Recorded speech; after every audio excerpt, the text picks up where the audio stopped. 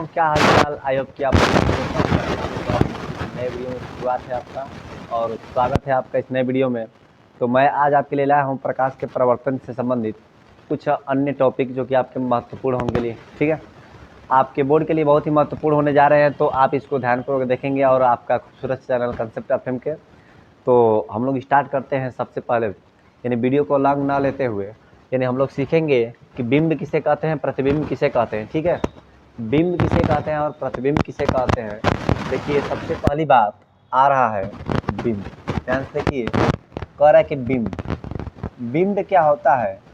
इसका मतलब होता है उसी को कहते हैं जिसमें हम लोग देख सकते हैं कोई भी वस्तु, यानी किसी भी वस्तु को हम लोग बिंब कह सकते हैं, ठीक है ना। यानी कि वस्तु को हम लोग क्या कहेंगे, बिंब कहते हैं, ठीक है। इसको कहते हैं हम लोग बिंब। और प्रतिबिंब का मतलब क्या होता है, प्रतिबिंब इसे कहते हैं जो कि वस्तु अगर दर्पण के सामने अगर किसी वस्तु को रखते हैं उसका क्या होता है कि चित्र दिखाई देता है।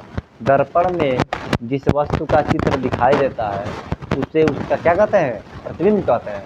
भैया, प्रतिबिंब का मतलब क्या होता है, उसका चित्र, उसका आकार, उसका थोबड़ा, ठीक। तो कह रहा है कि अगर दर्पण में किसी वस्तु का अगर आकृति दिखाई दे तो उस आकृति को हम लोग कहते हैं क्या चीज़, प्रतिबिंब। हम बताए थे कि कोई भी वस्तुएं हमको तभी दिखाई देती है जब उस पर क्या होता है, प्रकाश का परावर्तन होता है।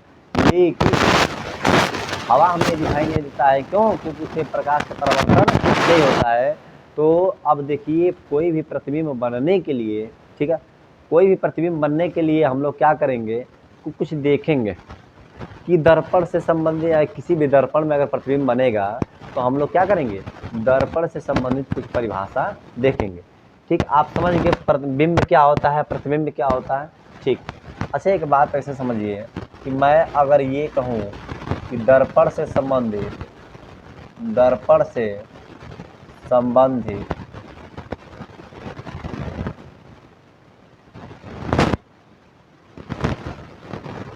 परिभाषाएं, दर्पण से संबंधित कुछ परिभाषाएं, तो सबसे पहली बात ध्यान दीजिए, सबसे पहली बात मैं बात करूंगा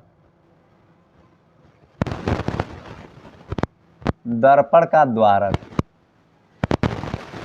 सबसे पहली बात मैं बात करूंगा क्या चीज, दर्पण का द्वारक।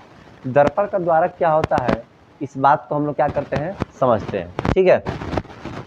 देखिए, ये आपका रहा उत्तल दर्पण, ये रहा आपका उत्तल दर्पण और नहीं, अवतल दर्पण, सॉरी, ये आपका अवतल दर्पण है। और अवतल दर्पण, यहाँ पर m माने तो आप यहाँ पर n मान सकते हैं, ठीक है ना। करके अवतल दर्पण चाहे कोई भी दर्पण जहाँ तक, यानी उसके अंतिम सिरे जो भी आपको दिख रहे हैं, इस दर्पण का अंतिम सिरा क्या है, m है, और इस दर्पण का अंतिम सिरा n है। तो इस दर्पण के दोनों अंतिम सिरे के बीच की दूरी को, या इसे क्या कहते हैं हम लोग, mn को हम लोग क्या कहते हैं, द्वारक कहते हैं। यानी कि दर्पण जहाँ तक फैला होता है उसे उसका क्या कहते हैं हम लोग, द्वारक कहते हैं। ये बात आपको क्लियर हो गया कि दर्पण जहाँ तक फैला रहेगा उसे हम लोग क्या कहते हैं, उसका द्वारक कहते हैं। मैं एक बात कर लूँ कि स्पष्ट वीडियो आ रहा है कि नहीं आ रहा है, ठीक।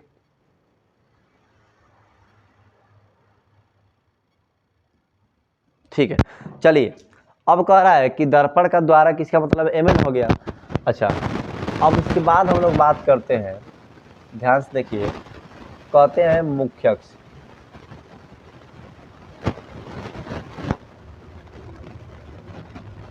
मुख्य अक्ष, ध्यान समझिए, नहीं, मुख्य अक्ष से भी हम लोग पहले बात करते हैं वक्रता केंद्र। देखिए, क्रम से हम लोग पढ़ेंगे तो समझ में आएगा। वक्रता केंद्र कह रहे क्या कि दर्पण, ध्यान से आप समझिएगा, कर के दर्पण जिस गोले का केंद्र होता है। देखिए, पहली बात मैं क्या बोला, वक्रता केंद्र का मतलब क्या है समझिए। कर की दर्पण, देखिए, दर्पण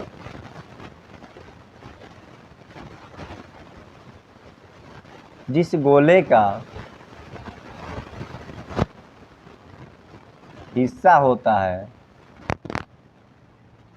दर्पण जिस गोले का हिस्सा होता है, इस गोले के समझिए ये पूरा गोला है ना, इसी को ना हम लोग काट के तरह दर्पण बनाए थे। इस गोला का कहीं केंद्र होगा कि नहीं होगा, कहीं केंद्र होगा, और इस गोले के केंद्र को हम लोग क्या कहते हैं, क्या कहते हैं, वक्रता केंद्र। यानी दर्पण जिस गोले का हिस्सा होता है उसके केंद्र को वक्रता केंद्र कहते हैं, वक्रता केंद्र कहते हैं। इसे किसे दर्शाते हैं, सी से, इसे सी से प्रदर्शित करते हैं। यानी सी मतलब होता है यानी सेंटर ऑफ कर्वेचर, ठीक है ना। तो कह रहे कि दर्पण जिस गोले का हिस्सा होता है, यानी कि ये जो दर्पण है जिस गोले का हिस्सा है उसे हम लोग क्या कहते हैं, वक्रता केंद्र। उस गोले के केंद्र को, जिसका कि दर्पण क्या है, हिस्सा है, एक भाग है, उसी को कहते हैं हम लोग क्या चीज, वक्रता केंद्र। हो गया। फिर बात करते हैं हम लोग ध्रुव। क्या बात करते हैं हम लोग, ध्रुव। ध्यान देखिए, उसके बाद बात करते हैं ध्रुव।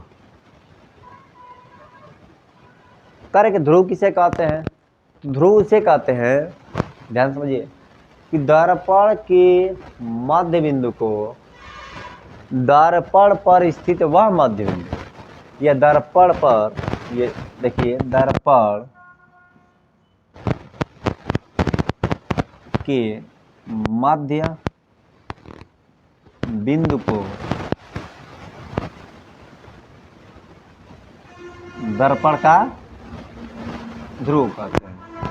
दर्पण के मध्य बिंदु को हम लोग क्या कहते हैं, दर्पण का ध्रुव।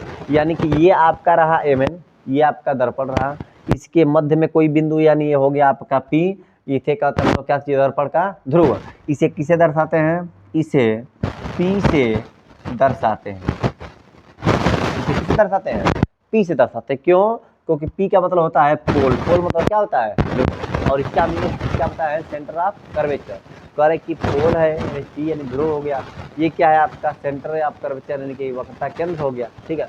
ये Mn आपका क्या हो गया, Mn आपका हो गया द्वार, ठीक। इतनी बातें समझ में आई। अगर इतनी बातें समझ में आई है तो वीडियो को आप रोक कर इसको नोट कर सकते हैं, ठीक है ना। चलिए, बाद हम बात करते हैं वक्रता त्रिज्या की। वक्रता त्रिज्या से भी हम पहले बात करेंगे। अच्छा, वक्रता त्रिज्या की बात कर ले, वक्रता त्रिज्या, ठीक। तो कह रहा है कि दर्पण जिस गोले का एक हिस्सा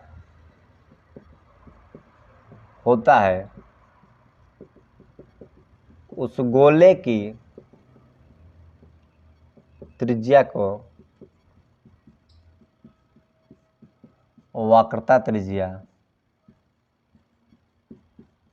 कहते हैं। इसे R से प्रदर्शित करते हैं। कर के दर्पण जिस गोले का एक हिस्सा होता है, उस गोले की त्रिज्या को वक्रता त्रिज्या कहते हैं। ऐसे समझिए कि ये जो आपका दर्पण था, ये आपका क्या था, जो दर्पण था Mn, करे कि जिस गोले का हिस्सा होता है, मान लीजिए कि इसका गोला ये था, इसका गोला क्या था, ये था, और इसी की त्रिज्या को हम लोग क्या कहते हैं, वक्रता त्रिज्या कहते हैं।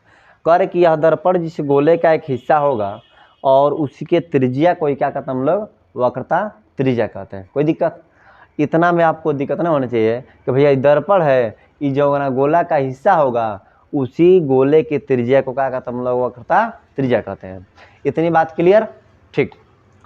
और उसके बाद आता है मुख्य अक्ष। उसके बाद क्या आता है, मुख्य अक्ष। कर के मुख्य अक्ष उसे कहते हैं, ध्यान समझिएगा, कर के मुख्य अक्ष यानी C और P को मिलाने वाली रेखा क्या कहलाती है, मुख्य अक्ष।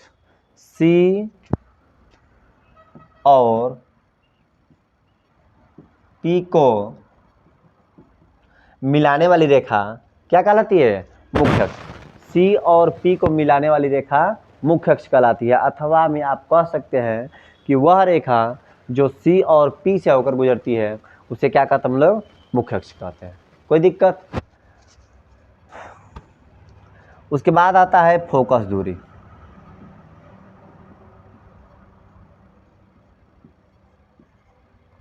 उससे पहले पड़ेगा आपका फोकस बिंदु, फोकस बिंदु।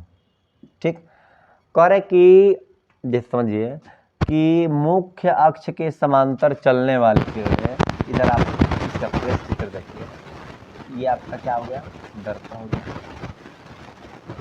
कह रहे यहाँ से कोई वस्तु है, ठीक है, ये आपका हो गया, ये क्या हो गया आपका, कह रहे कि दर्पण से या कोई किरण, ये प्रकाश किरण है या वस्तु क्या होगी, चल रही है, तो कह रहे कि दर्पण से टकराने के पश्चात है ना समांतर किरणें, जब प्रकाश की समांतर किरणें मतलब जो कि मुख्य अक्ष की क्या हो, समांतर हो जाती हैं और दर्पण से टकराने के पश्चात मुख्य अक्ष को जिस बिंदु पर काटती हैं उसे हम लोग क्या करते हैं, मुख्य फोकस करते हैं। यानी कहने का मतलब ये है कि मुख्य अक्ष के समांतर चलने वाली किरणें दर्पण से टकराने के पश्चात अथवा परावर्तन के पश्चात मुख्य अक्ष को जिस बिंदु पर काटती है उसे हम लोग क्या कहते हैं, मुख्य फोकस कहते हैं।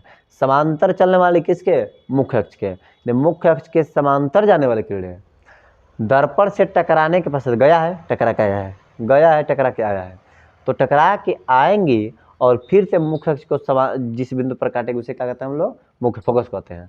तो आज के लिए हम लोग इतना ही देखेंगे, ठीक है।